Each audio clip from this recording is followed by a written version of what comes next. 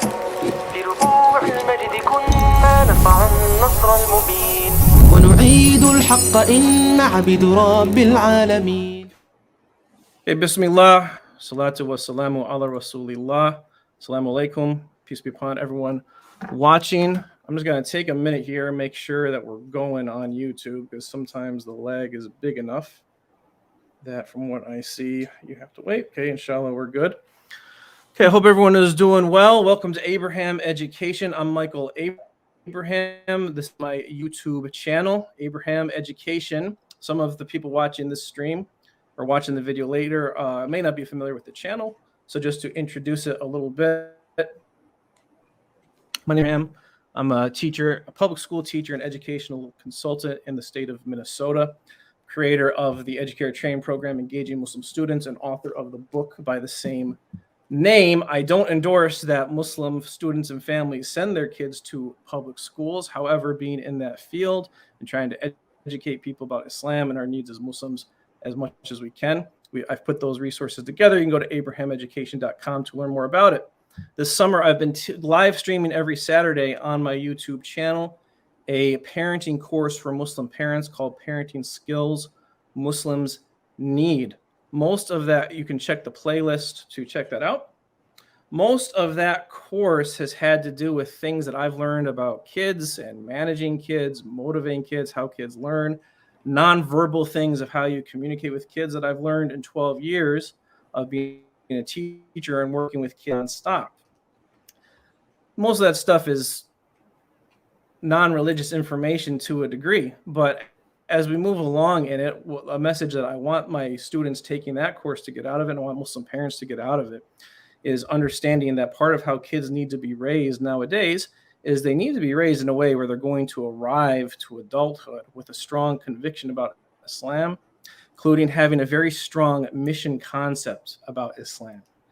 Too many of our children, they've gotten the message over the years, and we've seen it be a problem, whether through explicit wording or from the actions from parents, that Islam is something that you keep in a box somewhere. And of course, I think people watching are probably well aware of the inferiority complex problem that Muslims have. It's time that we start training our kids out of that. And we need to talk about how to do this, reflect on how to do this, and come up with some specific ideas. So in trying to get to that with my students in the parenting course, I reached out to Daniel Haqiqatjou, mashallah, because number one, Daniel's your background story of how you came to have, I don't think you consider yourself a revert, but you went through a transition in a life of coming to a strong conviction in Islam. A story that I relate to very much, that was based largely on intellectual conviction and understanding the West. And I think kind of how you put it in your book is understanding that the secular emperor is wearing no clothes and coming to this type of realization. So Daniel, I wanted to just invite you on here to have a discussion, one about that transition for you, how you came to that conclusion in life, how it related to the way that you were raised, and then now, raising your own kids. I imagine you're raising your kids a little differently than your parents raised you.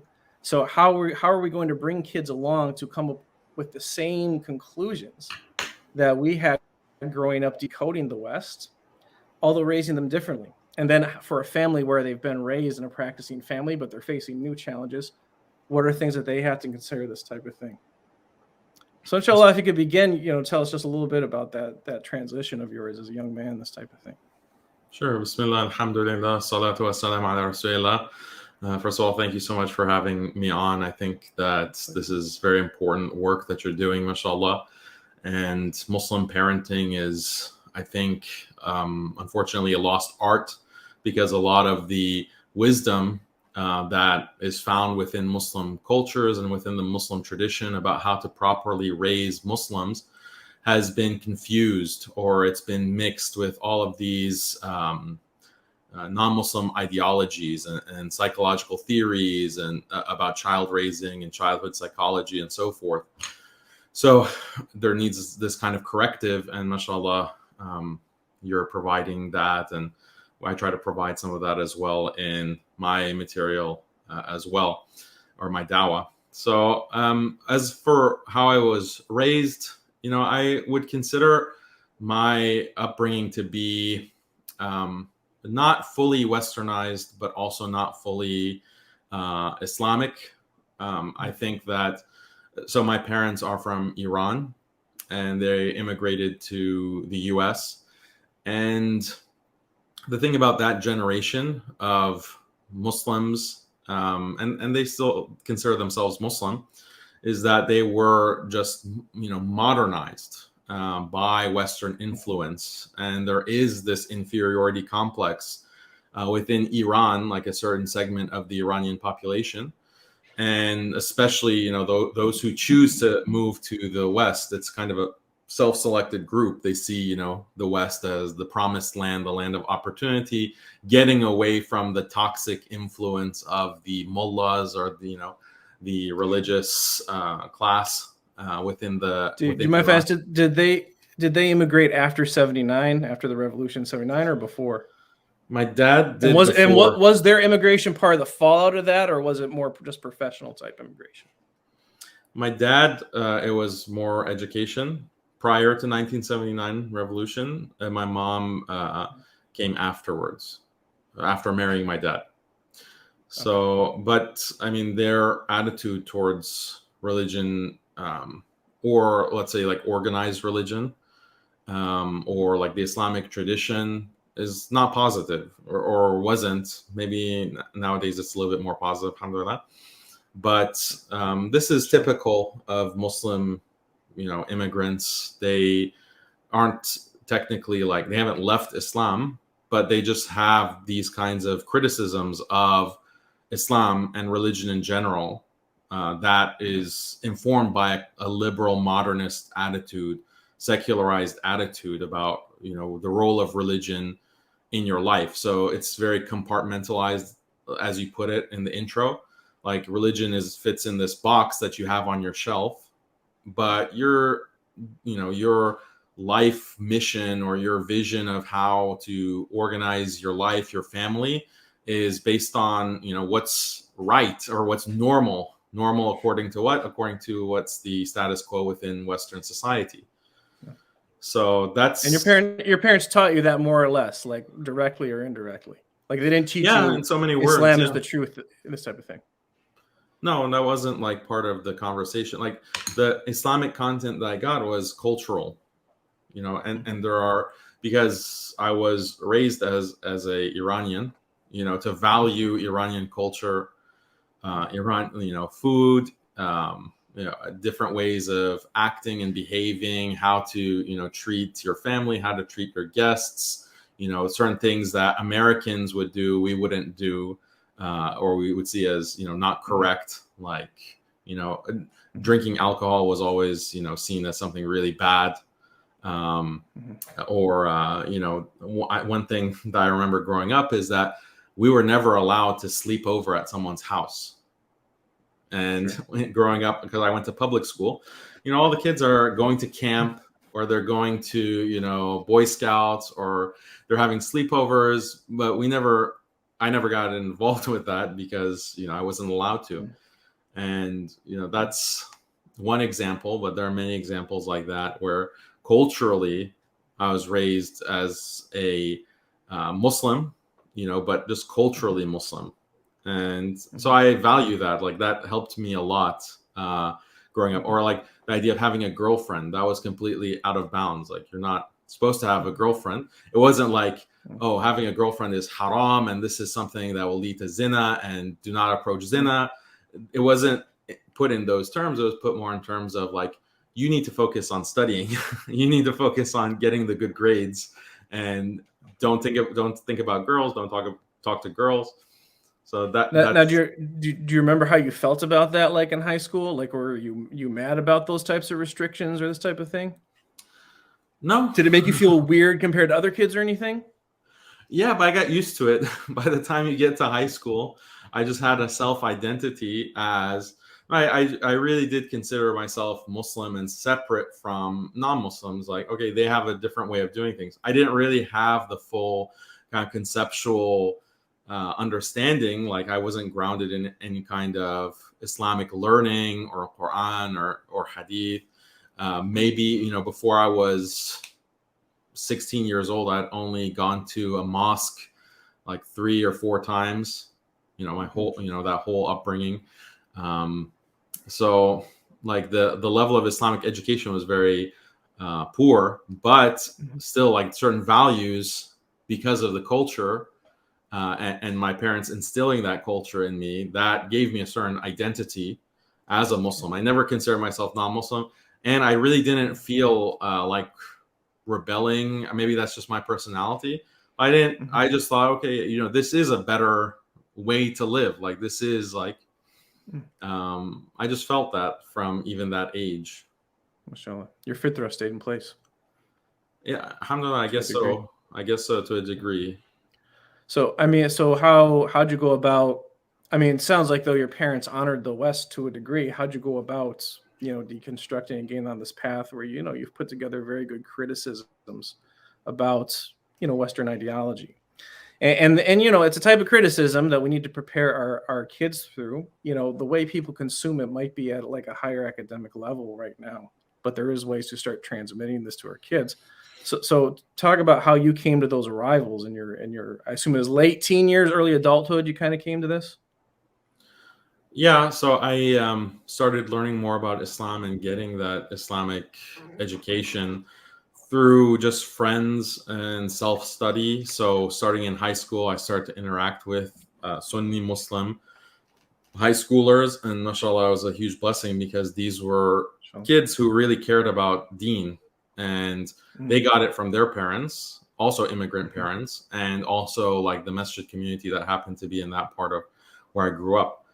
So these were strong Muslim kids and who really cared about deen, and they had this kind of effect on me just through their example, because they weren't like actively trying to change me. Actually, they probably thought I was kind of weird. At first they thought, oh, this convert, because they had just started this MSA, the Muslim Student Association, in the high school, and I was just in 9th grade when they started that. And I went to the first meeting, and later on they told me that they're so proud, like already our dawah is having an effect.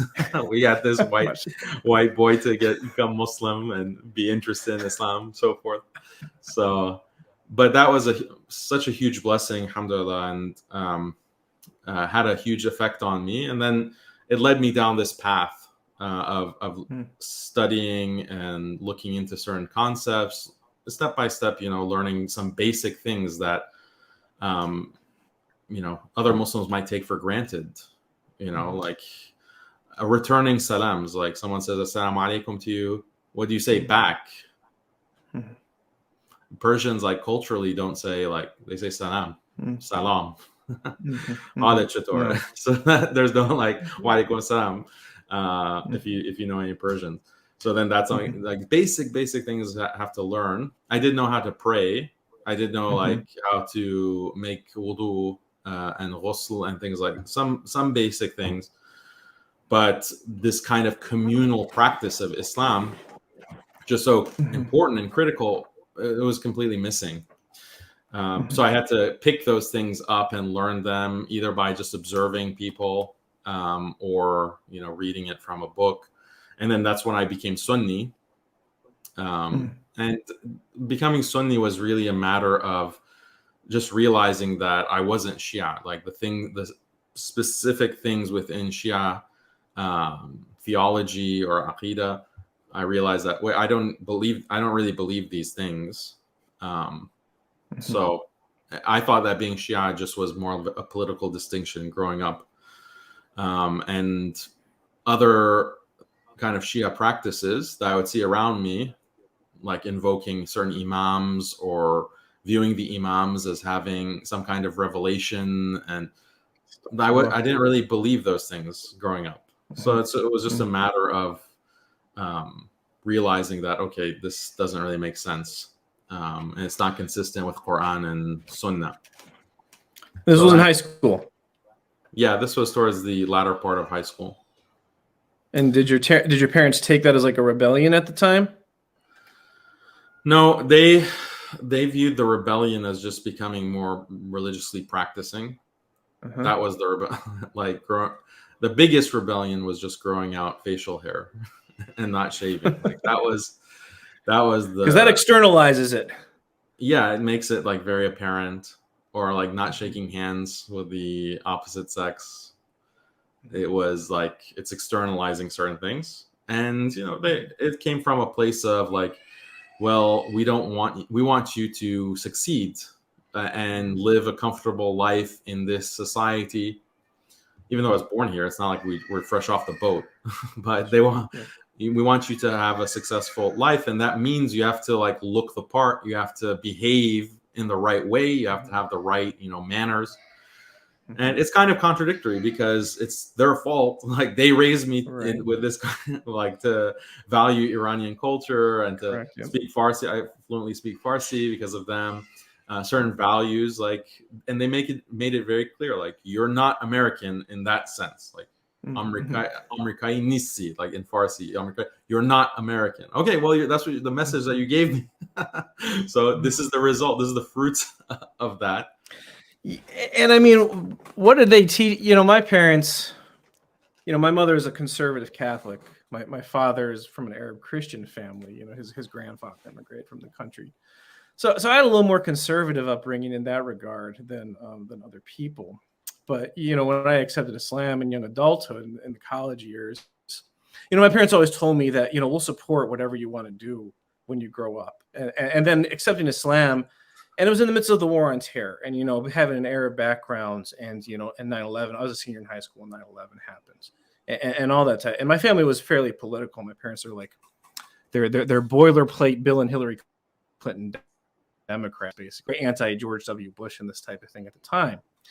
And, so my first degree is in political science. And so I specifically wanted to learn about the Muslim world to get to the bottom of what was going on with this conflict in American politics and all this type of stuff. So my parents, with their American sensibilities, they really put them in a conflict because it was like, well, we told you your whole life, we'll support you in whatever you want to do. But we didn't imagine this type of thing. Do you relate to that at all?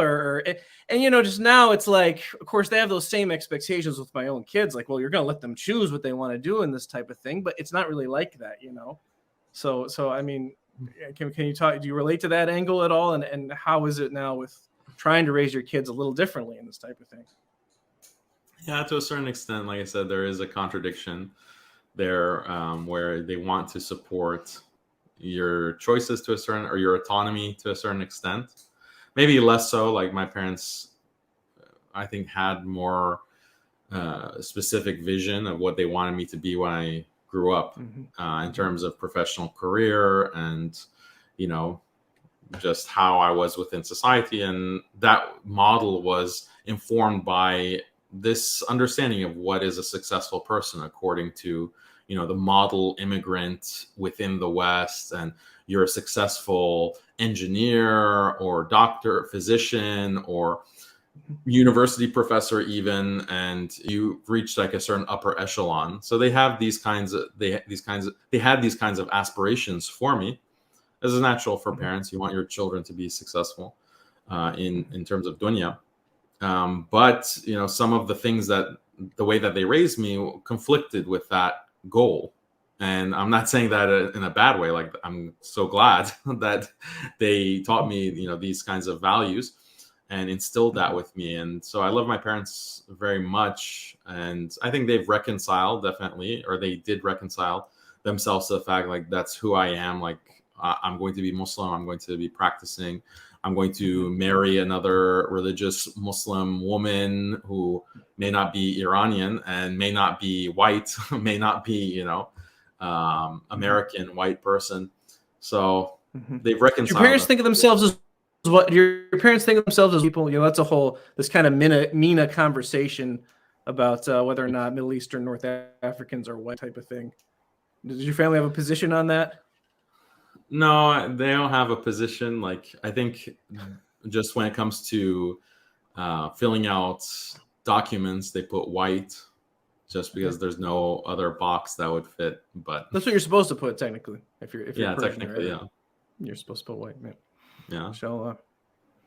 So they must have been very proud when you got into Harvard, I imagine, and you're probably pretty studious. I mean, I think people know generally physics and philosophy is what you studied at Harvard, correct? Yes. So you have this really well-grounded work in deconstructing liberalism, if we're going to put it into just one thing. And what I hear you talk about a lot lately, is and you say progressivism too in your book as the general, it's the general psychological or philosophical trend, if you will, of the West, which people have whether they realize it or not. And this idea of maximizing individual freedom and this type of thing. I just want to get into, like, you have young kids, so we want to train kids to deconstruct that phenomenon from a young age and the tendencies that it causes in people. And, then at the same time, you want to shelter them from certain things so that they don't get certain habits of mind ingrained in them so they'll exhibit behaviors without even thinking about this type of thing, and you homeschool your kids. So I would imagine that you take a very sheltered approach with your kids as far as what you expose them to in this type of thing, and to the extent that you're comfortable. I want to know, like, these high ideas that you have and that you've put together very good work in, the evidences for and everything. How are you prepping? How are you getting your kids to understand that at young ages? I think the first thing to understand is the ideas of liberalism, progressivism. Progressivism is really a critical idea to this notion of the superiority of the West, but it's the idea that history is just progressing and people are getting more and more intellectually advanced and morally advanced. And these kinds of ideas, they're not, children aren't born with them. They learn them over time. And schooling, the modern schooling system, in large part, is meant to inculcate these specific ideologies. Mm-hmm. So when it comes to, for those Muslims who are really concerned about wanting their children not to grow up under the influence of these ideologies, the number one thing that you can do is just don't send them to these institutions. Don't send them to these indoctrination centers for 12 years of their life, like their formative years, to go learn from, Allah knows who, liberal person, maybe fasiq person, kafir person, and don't send them to that environment to take in those ideologies. So with my own children, I have 4 boys. The oldest is going to be 10 very soon. The youngest is 4. Alhamdulillah. They don't have these kinds of delusions about history, the things that I did grow up because of my school, going to public school, the things that I did believe, like, oh yeah, of course, history advances, we know things now, like we're just, as a human race, we're just in a better position in terms of knowing the universe, understanding the morality, understanding what's right and wrong, than we did in the past. And there are specific things that are taught, very explicitly throughout your social studies courses, your history courses, literature, English language, all of these things where you're reading certain ideas very explicitly. The idea of gender equality. The men and women, there's no difference between men and women. They need to have the very fact that men would have certain privileges that women don't have, or women would have certain responsibilities that men don't have. This is wrong. And I remember, at one point, even within high school, I think in 9th grade, one of the teachers, like, they knew I was Muslim. I didn't hide that fact. I was very proud about that. And even though I was Shia at that time, they would say, like, oh, Daniel, what do you think about the idea that Muslims or Islam seems to allow multiple wives, or what do you think about the fact that in certain countries like Iran and Saudi Arabia, women are forced to veil by law? And I remember explicitly saying, like, oh, that's not a part of Islam. That's not part of Islam. That was my immediate reaction. Like, oh, how can you force, a certain dress code? Sorry, you were how old when you did that? 9th grade. So was I like 13 years old or 14? Yeah, I mean, see, this is the thing now. Like saying something like that at that age, that's really more like a social type of defense mechanism. Like there's certain ways in which at that age kids, they don't want special attention drawn to themselves. And this is a thing too, like if you take something like LGBT acceptance or feminism and this type of thing, my experience with high schoolers, actually, I've asked high school, I teach 11th grade primarily now. Most of them don't know the term feminism. They don't know what it means. I've asked them to define it for me. A lot of them think that the meaning of feminism must be what misogyny actually means, because they know racism, but so feminism sounds like it means the same thing. Yet they're primed into the thinking already, I would say primarily by the entertainment industry, which the school system does nothing to mitigate against, but also too, like, even when they have a sense that there is something general to Western society or American society that's conflictual with Islam, their impulsive reaction is that they want to react in a way where they're not going to have to be faced with confrontation, basically, and the average person doesn't like social friction and this type of thing. Now, what I would ask, what I'm curious with you and other people, you're homeschooling your kids, when your kids get older and they start exploring things more on their own or whatever, you said they don't have these notions now. I mean, sometimes, especially too, actually, late stage adolescents, people in college age, they can integrate new ideas in a more profound way than they could even just a few years earlier in their life. A lot of times, college age people, they just experience any new idea that comes to them that they're not familiar with as something amazing or something really deep, because they weren't exposed to it before. And especially too, if they haven't had a good relationship with their parents, if they associate their parents with certain things, and they have a tendency to want to like push back against their parents, they might be looking for excuses to do it in this type of thing. So, I mean, how do you number one, do you think about this? Like if your kids become more exposed one day, how are they going to be psychologically prepared for that? And what would be your advice to other parents as well, as pre-prepping kids to not be fooled by that type of thing when they get older? Well, I don't agree with the idea of sheltering your children and not exposing them to certain ideas. I think that, and the way that this happens really organically for us, given, because we homeschool, and my wife, Khalid, she homeschools and she writes about it on her social media channels. And we have a homeschooling curriculum that we sell actually for Al-Asna Institute. And we call it Quranic homeschooling. And basically the primary thing that we're teaching our children, starting from the age of 4 or 5, has been Quran, memorizing Quran. And so they're memorizing, starting with the short surahs, and they're memorizing it with meaning.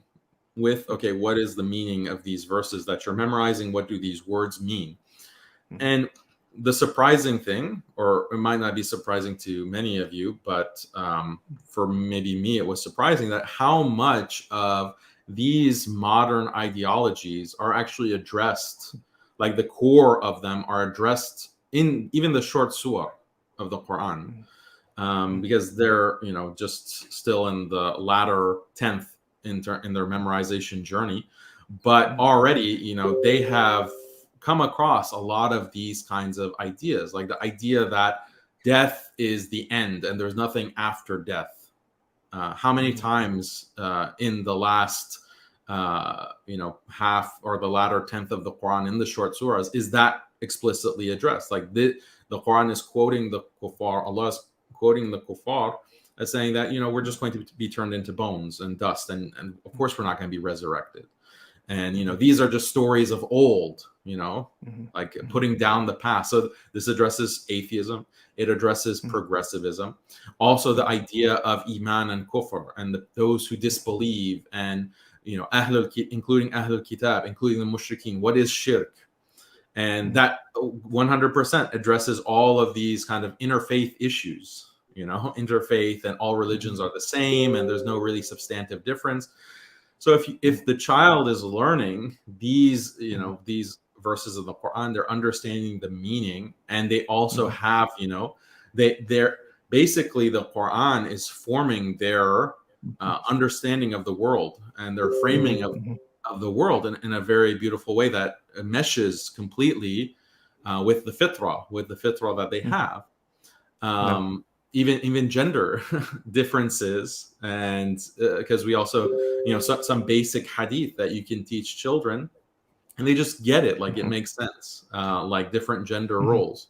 The hadith of the Prophet sallallahu alaihi wasallam, kullukum ra'in, like all of you are shepherds, and the husband or the father is responsible for his wife and his children, and the wife or the mother is responsible for her house, for the household and her children.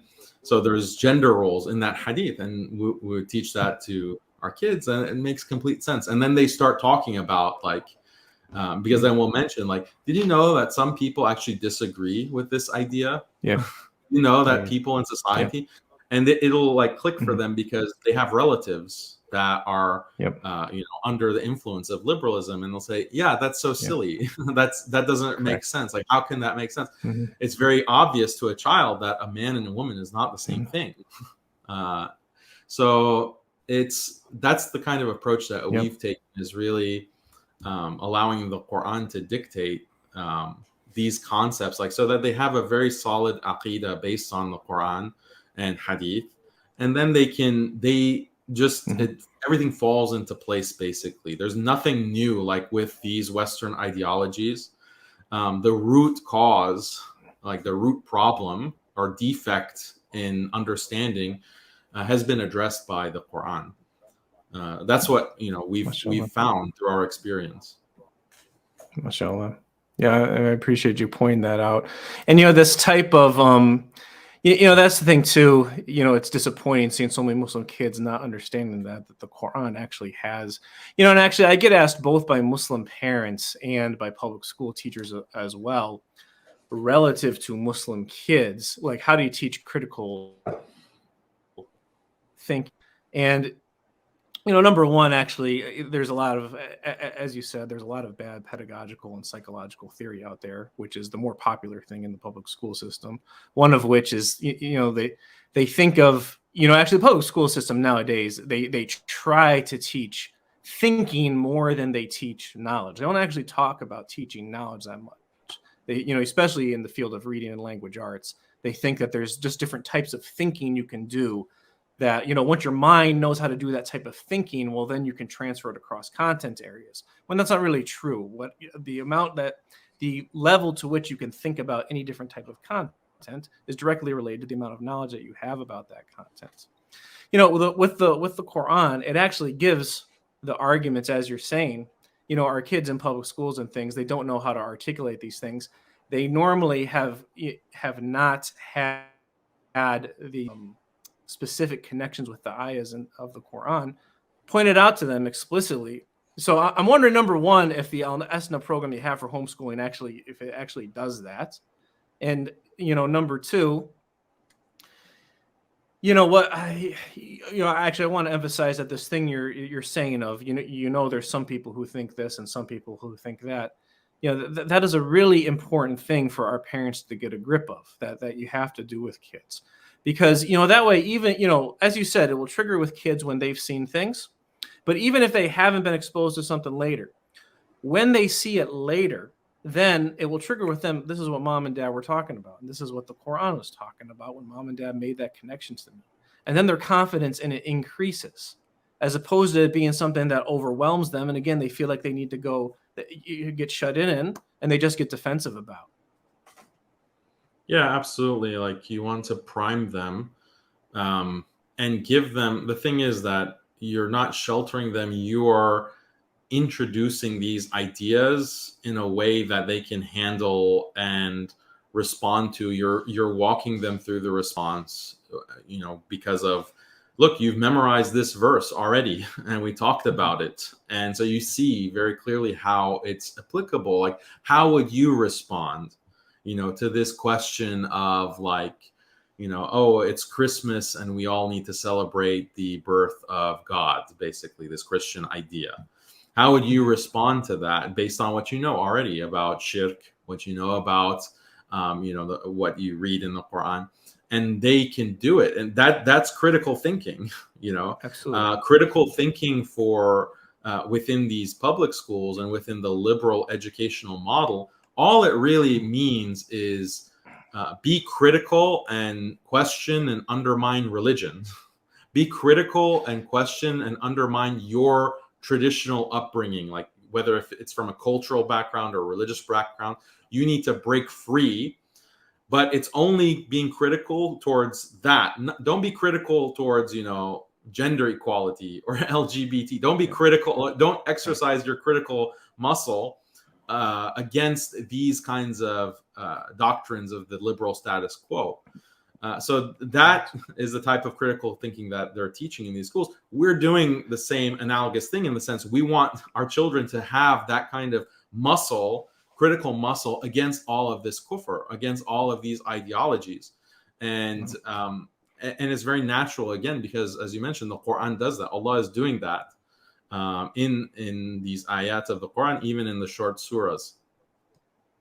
And one thing too, the liberal idea of individual freedom, it's really a very immature idea.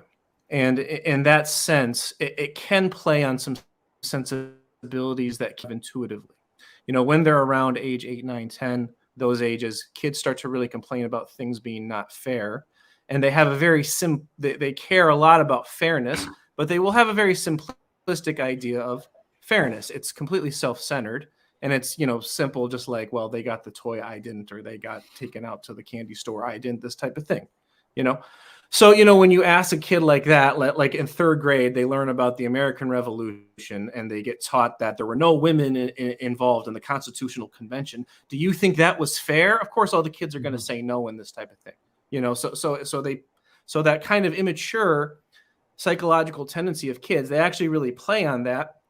And I've talked before, it's one of many factors about public schools that actually demature kids, and they prevent people from maturing and growing up quicker in Western society.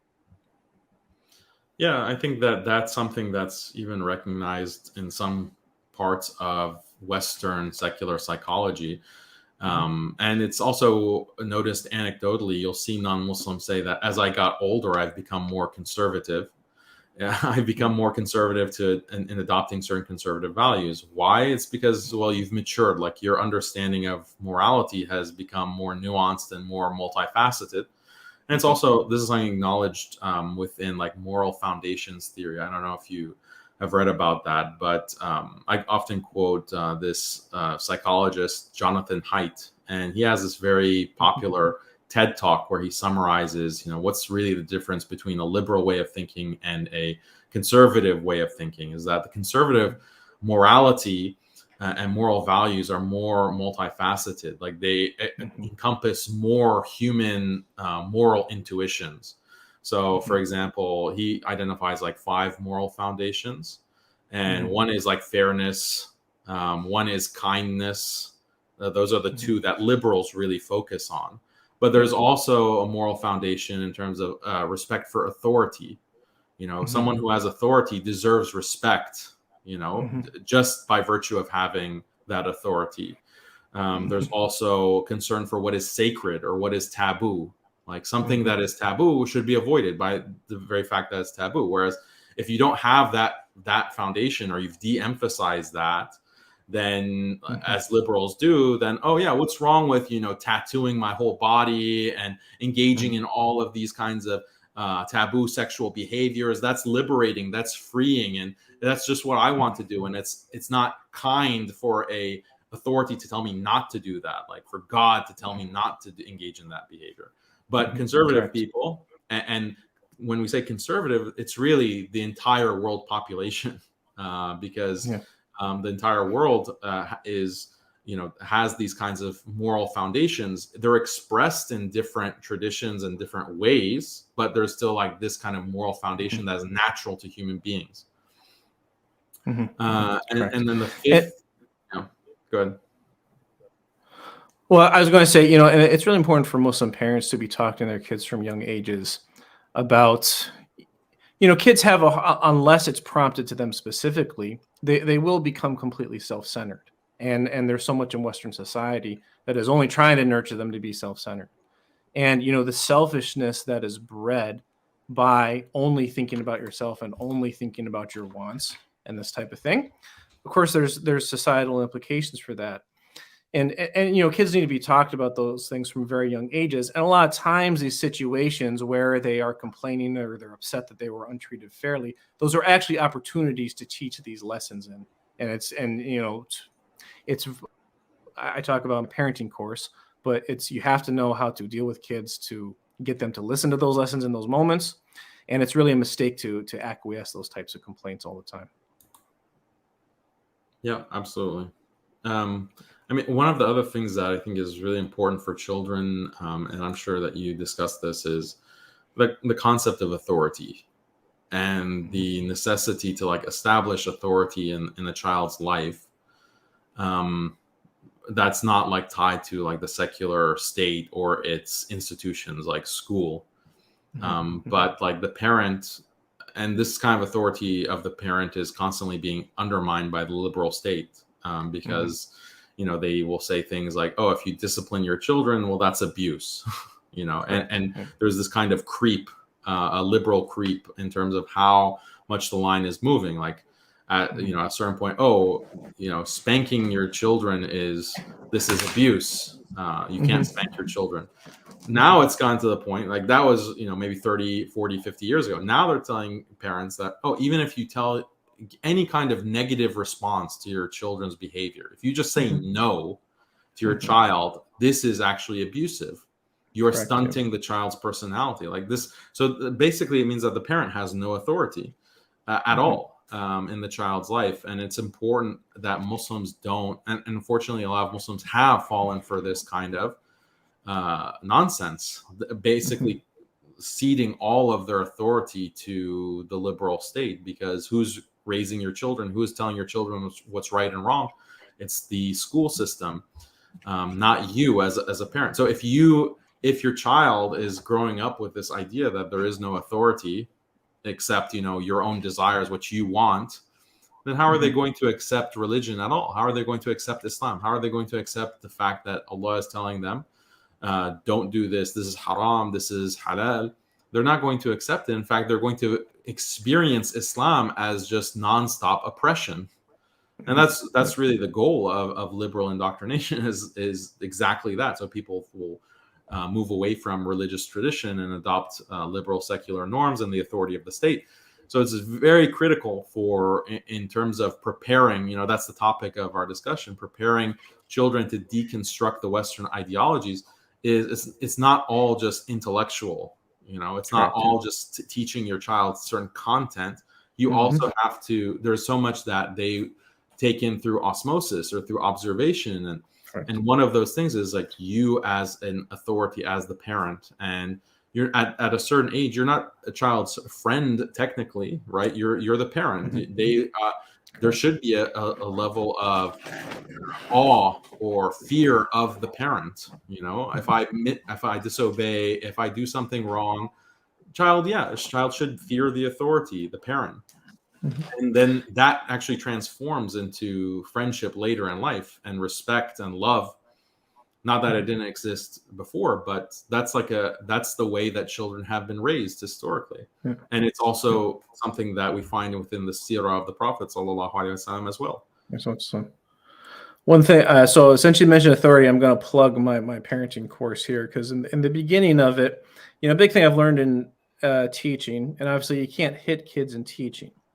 And it is true that, and the Western world is dealing with this as well. And there are Muslim families that are excessive in hitting kids, or they're excessive in yelling, and they overly rely on that, and it strains the relationship with the kid. That is a problem, in my opinion. The West actually not too long ago was more punitive towards kids than Muslim culture generally. Certainly when it comes to hitting them in school, the West, not in the recent past, used to do that in very embarrassing, degrading ways in schools. And the West, to me, something I tell my kids, the West swings from extremes in its history.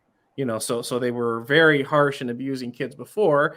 so many people have a bad experience with that. They figure out that it's gone wrong. It's like, well, what's the answer? And then they just go to the other extreme and assuming that that must be the answer too. I mean, you can certainly see that with marriage and sexual norms and all this type of thing in the Western world.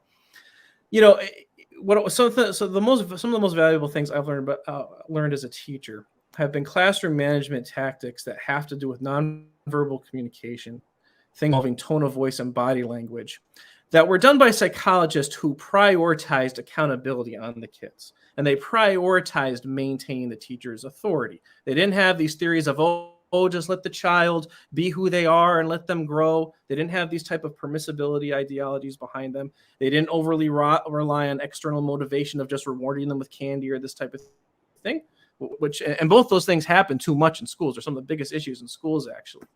But they have to do with nonverbal communication and ways that you approach children, the ways that you react to them that maintain this sense of authority with them. And I really exhaust going over through that in the first 4 sessions of my parenting course. So I'm just going to give that a plug, because that is things that I find Muslim parents really, really need. And the concept of authority is important.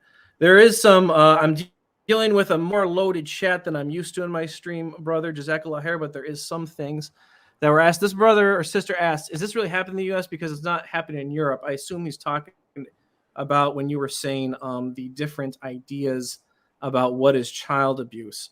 And what I will say about that, what I know, I write a little bit about it in my book. And Muslim communities, sometimes they are targeted often by, and communities of color are targeted often as well, by child protective services agencies and government agencies that deal with taking children from families if they suspect there's abuse.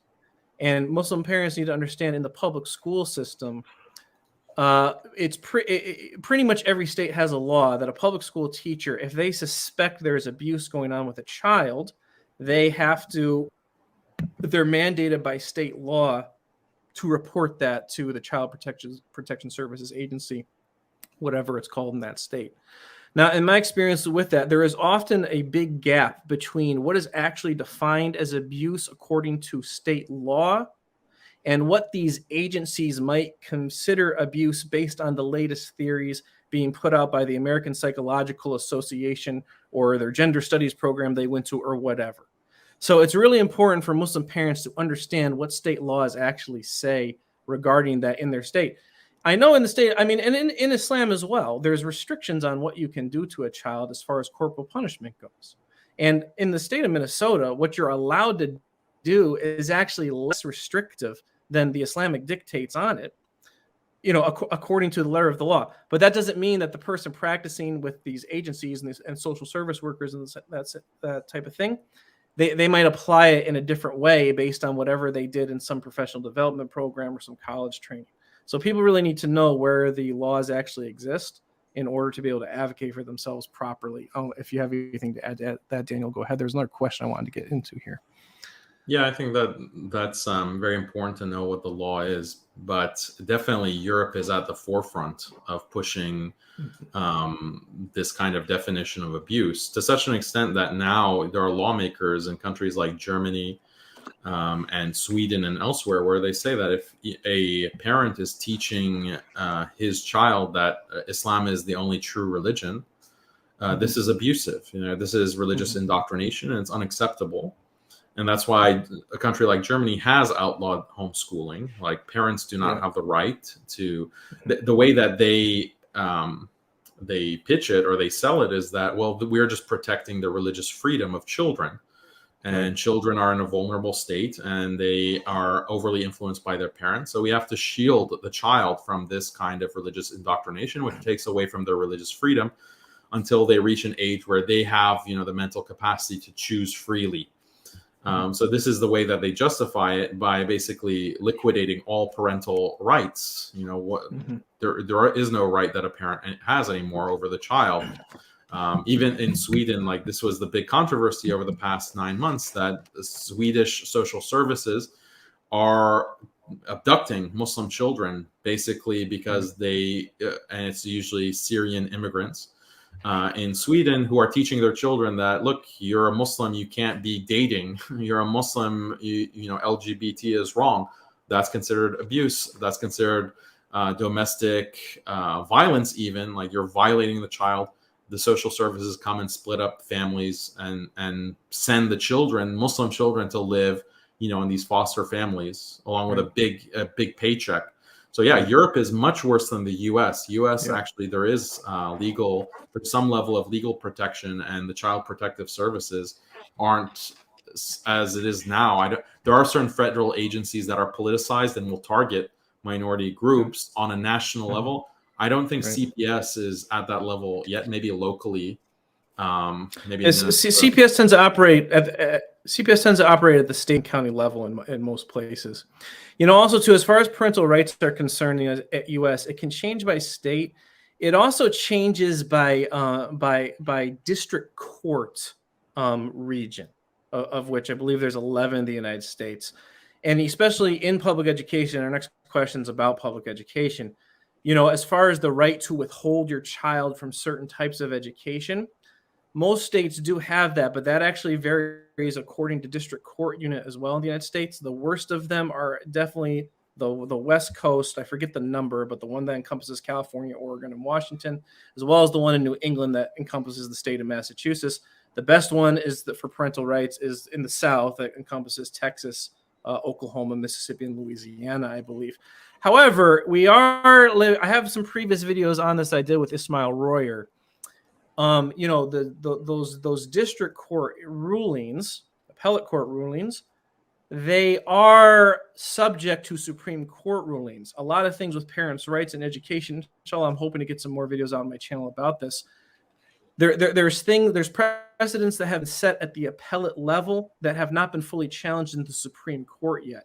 We are upon a time now where the Supreme Court of the United States is more favorable, is certainly more favorable to concepts of parents' rights than previous ones. So it is actually a good time in American history right now for Muslim families to try to press for those rights if you have the capacity to do it and the bravery to do it in these types of things. Next question says, if your kid is visiting public school, how do you teach them the proper balance between being unapologetic about what they believe in and weighing that with the consequences that may fall if you are too direct and raw? We don't want to negatively influence their self-confidence, which we have built up, and yet we constantly have to fear as parents that they get disadvantages for being too outspoken in school. I mean, you can't even talk about belief in Jahannam. And someone mentioned before they were watching From Germany, where you can't homeschool kids. And this is why I tend to, this is what I tend to find tends to be the fear dynamic with parents. Okay, if you teach your kids, some people believe this and this and this, we don't, and you want to be, you have to be firm in it. To what extent do you teach them then to be outspoken with it? Or, and you were saying, there's some people who think kind of line that if you use with kids. Now, my wife and my kids do go to public school. When we talk with them about that, we will qualify it with, you still treat kids with good manners, this type of thing. Like, what's your take on that? And this question in general.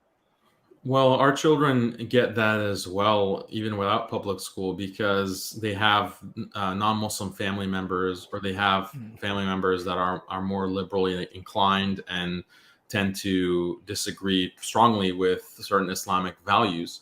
So it's from a young age, we've kind of coached them, and they've kind of experienced like people's reaction. Like they have this understanding that, okay, not everyone is a Muslim. Not everyone is, even as a Muslim, not every Muslim has the same beliefs that we do with the Quran and the Sunnah. So how do you, when do you push? When do you become more outspoken? And when do you kind of just nod or just smile and not engage in that? So that's just a part of being socially mature or well-adjusted. And it's a natural process that comes through a person's own experience. And as parents, you can just give pointers and guidance based on the interactions that you see your child having. Part of the problem another one of the big problems with public school is that you're not there to see it. You're not there to observe it. But with family, you will be with your family, maybe non-Muslim family or family that is not on the same, manhaj or whatever. then you should observe your children and how they interact. Are they just being too defensive or apologetic? You can see, like, you can observe, well, in that case, my child should have said, like, I'm a Muslim, or, that's what I believe in, and kind of stood firm in that kind of context. And he didn't. So I'm going to, talk to him about that and have a conversation about, well, is that the best way to have responded? Maybe you could have said this, maybe you could have reacted like that. And then other cases where he's like being too hardcore, quote unquote, when is it right? Maybe you could have toned it down in that situation. It's not going to have like a benefit in that case, because like this particular relative is really, not in the mood to hear about how putting up a Christmas tree as a Muslim is wrong. So maybe don't, go on a rant about shirk to that particular relative at that time. So they, through your advice and pointers, they reach that level of well-adjustedness, in my experience, that makes them well-placed to interact with a wide variety of people within society. Yep. And I will say too, this is always the fear, like, if I tell my kids we have certain belief about people, you have to look at certain things a certain way. Like, they're afraid their kids are gonna, draw attention to themselves. And there's all kinds of reasons why the Muslim community has fear of attention and this type of thing. And maybe they're going to mistreat a kid. That is really mistaken, in my opinion, what I know about kids. Like kids are able to manage this type of dual messaging. We believe one thing, and then there's the manners that go along with that type of stuff. Kids are able to take that message in very well. And the younger that you take it with them, they take it in with them, the more they're going to accept it and inculcate it and reflect on the details of it themselves. And as you said, the stronger relationship you have with them, the more you can discuss it on a case-by-case basis. Daniel, let's go to a lot of things people wonder about. Like media exposure, and these cartoons. They've done it a long time in Western media, but just these cartoons and stuff are getting more and more, planting stuff in here and there, and maybe the worst stuff is the stuff that's more subtle and this type of thing. And then, all kids programming, it always goes back to this kind of be yourself type of messaging that it gives them.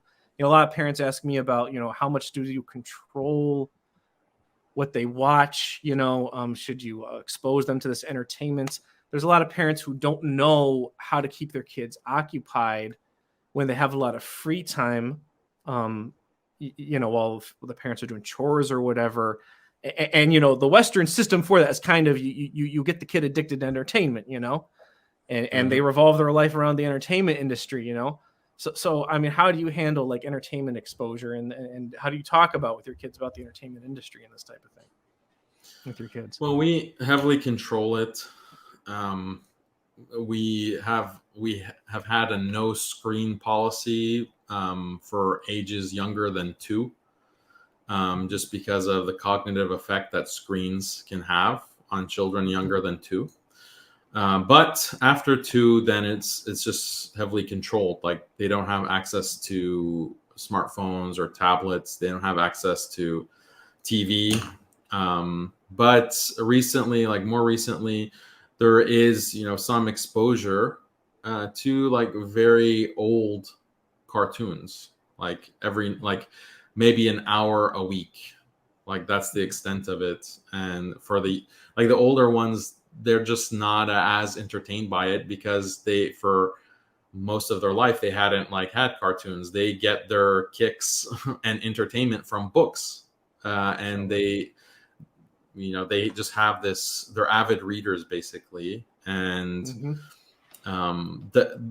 that's the thing, like when you have this access to TV and they're used to watching an hour or 2 hours of TV a day, then other activities are just less interesting. Like there's less of a spark of interest, and the attention span is not there to sit and, for example, listen to a khutbah. It's hard. I have to sit there for 30 minutes. It's like the TV and they experience more frustration without that stimulation as well. Yeah, so that's that's part of, it's not just about the content, like within these cartoons. I mean, it's out of the question. I'm not going to have my kids watching like some of these modern cartoons because they seem kind of really distasteful from compared to what, when I was growing up, we watched cartoons. It was like Bugs Bunny and Tom and Jerry. And I don't remember, and I still don't see like any kind of violence in those things. But yeah, just violence. But then I don't really see that as a big of a problem. The other thing is that I think really important for the whole, education aspect is sirah for the children, and especially like ghazawat and battles and war. And my experience is primarily with boys, or exclusively with boys. And those are really like critical because it just exercises the imagination for boys. It also gives them like certain very positive values of manliness and chivalry and bravery. And, the kids, non-Muslim kids are getting violence and this kind of idea of war through Marvel movies and through superheroes. And worse things than that. And yeah, that's the best that they can offer, quote unquote best. But what about the sirah? Like, because this is the criticism that comes, like, oh, you're going to teach your children about, religious wars and jihad, and like, you have no problem with violence. Like, you're feeding your kids constant violent content through video games and Marvel and so forth.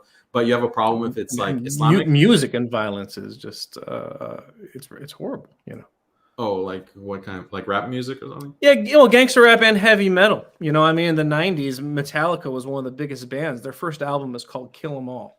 And then you had a generation that grew up listening to that band was the first to breed school shooting, this type of thing. And it's just something you're not even supposed to point out, this type of thing.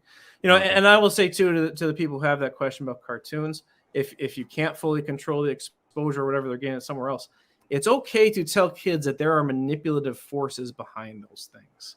And kids can understand from a young age that those things are made in such a way to seem fun and to seem stimulating to you and this type of thing. But there's also things planted in them that are not good for you.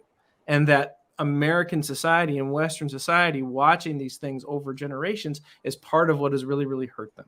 Kids can understand that at a very young age. It tends to be age 6 when kids start to get a more advanced concept of past and present.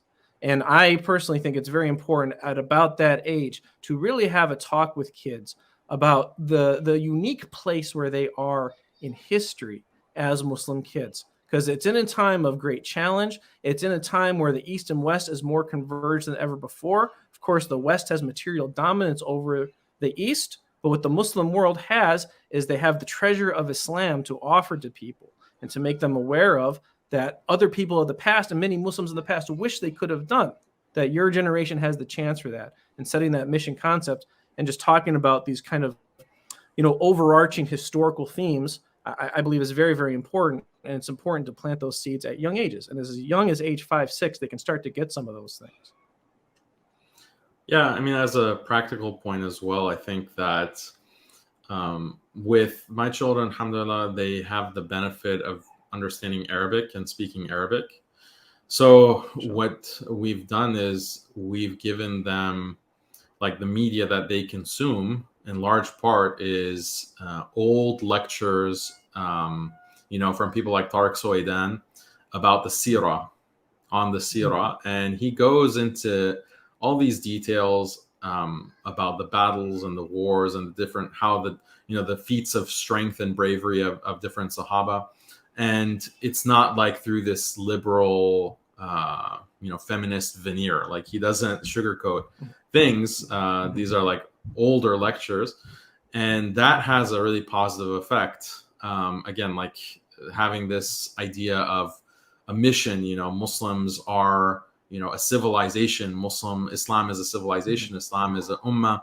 And we have this, our greatest time was at the beginning with the Prophet sallallahu alaihi wasallam, and it meant, not only spiritual excellence, but also worldly excellence and political excellence. And sometimes that manifests in war and fighting, good versus evil.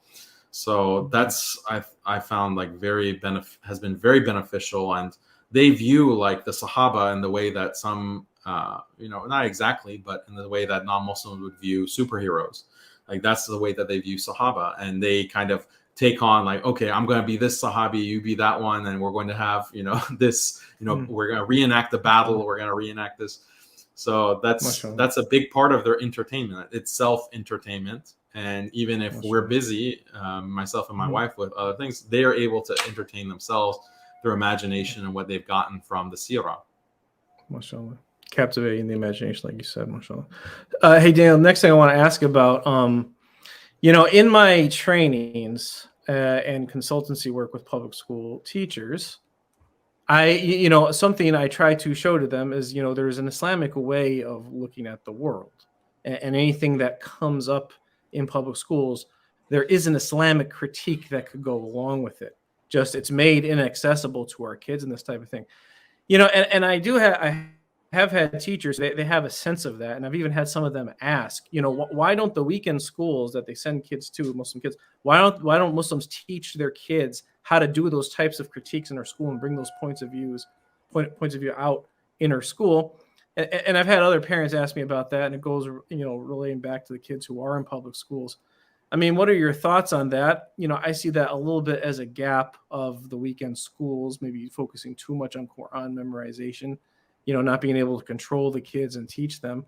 I mean, these types of critical point of views for the kids who are in public school, is there a way that we can train that into them as a young age and to bring it out in school more comprehensively? So they're not in that spot that you described when you were in 9th grade where you just, lied about Islam for fear of how you look, this type of thing?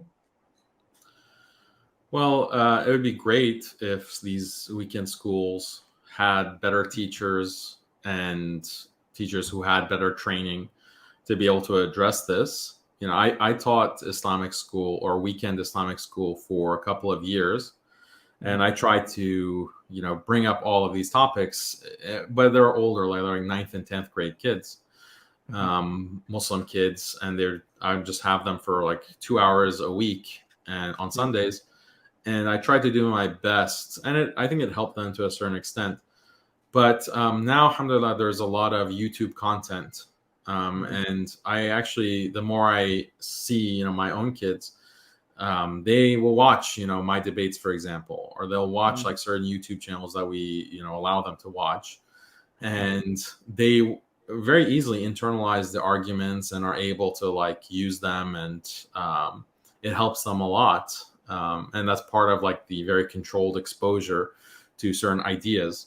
So I think that there's nothing wrong. I think it would be actually very beneficial for children, like certain, what's the word? Not catered, but where you choose like a certain series of videos to show, the content is already there on YouTube, and have your children watch it and discuss it. And you don't have to, create things from the ground up, from scratch. You can just, the content is there for you to take advantage of. Oh, mashallah.